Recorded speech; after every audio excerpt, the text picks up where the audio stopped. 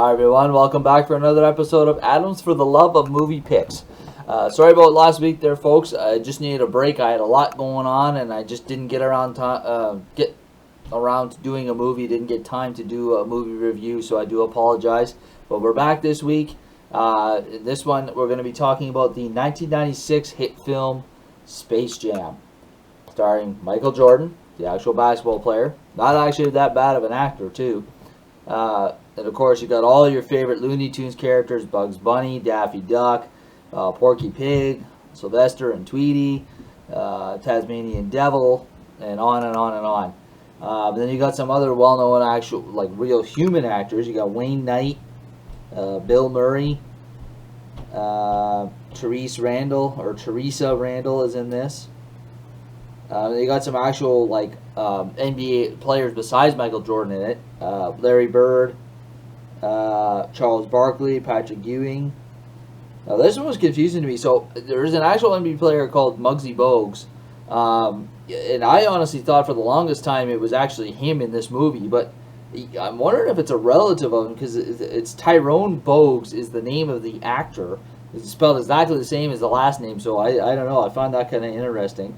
Larry Johnson's in it, and that's pretty much the extent of the well-known actors and well-known celebrities that take place in this one. So, the best way to describe the movie Space Jam, it's just fun.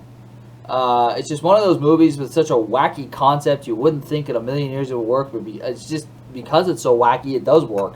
You know, basically, the Looney Tunes are threatened by some aliens from outer space with enslavement. Basically, the aliens run an amusement park with their boss called Moron Mountain.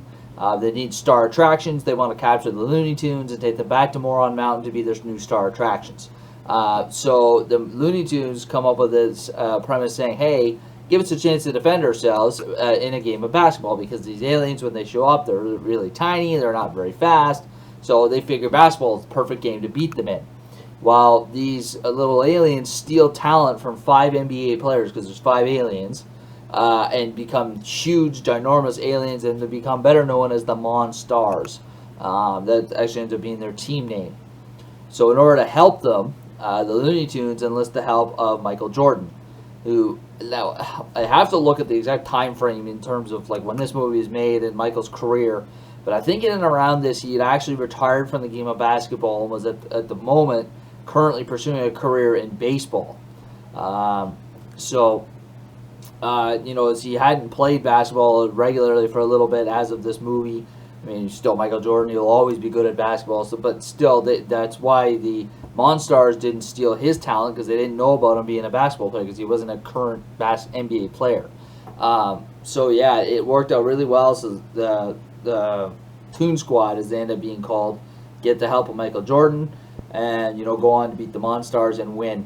Some of the other things that are neat about this movie, classic 90s music, including the theme song, Space Jam. I have to check who sings it. I can't remember off the top of my head. A few other good songs in this. Fly Like an Eagle, which I believe is sung by Seal. And there's one other song in this movie, too, that I can't remember. It's a song by R. Kelly. I can't remember the name of the song. I know there's a whole controversy surrounding R. Kelly, but to be honest with you, he did have a few good songs back in the day, and one of them is in this movie. Some great tunes, just a great storyline, good laughs, good all-around family film. I mean, I don't know many people who haven't seen Space Jam, but if you haven't seen it, do yourself a favor. You would not be disappointed. I know there's a sequel with LeBron James. I haven't exactly seen that. I don't know if I want to. It's hard to top the original, but it might be worth a look at some point. But at the moment, I'm good with the original. All the cameos in this are pretty good too, with Bill Murray and whatnot. And, the blendless seam of animation, animation in real life is done very well. Another movie that around the same time frame that comes to mind where they did a similar thing was Osmosis Jones. Is strange enough, also starring Bill Murray, where basically it takes place in 2 worlds, just like this. Like, you've got the Looney Tunes world, which is the cartoon world, and the real world, and then in Osmosis Jones, it's the real world, and then the inside of Bill Murray's character's body, which is all animated. So basically, they blended it really seamlessly. I think it was really well done. Sometimes when you do those kind of things, when you take two different types of movies and trying to make them work, it doesn't always work. But I think they did it very well in this movie, and like I said, best way to describe it, just a fun film. Just a great overall family film. So check it out if you've never seen it. And that's it for this one, folks. We'll catch you next week, and have yourselves a good night. Take care.